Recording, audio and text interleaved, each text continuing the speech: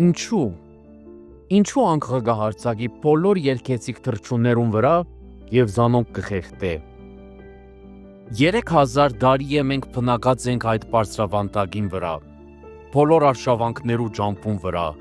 եւ բոլոր անկղերեն հարձակումներու ենթարկված։ Մենք երկած ենք շարունակ եւ անկղերը միշտ հարձակած են մեր վրա։ Ահա իմ ցեղիս պատմությունը։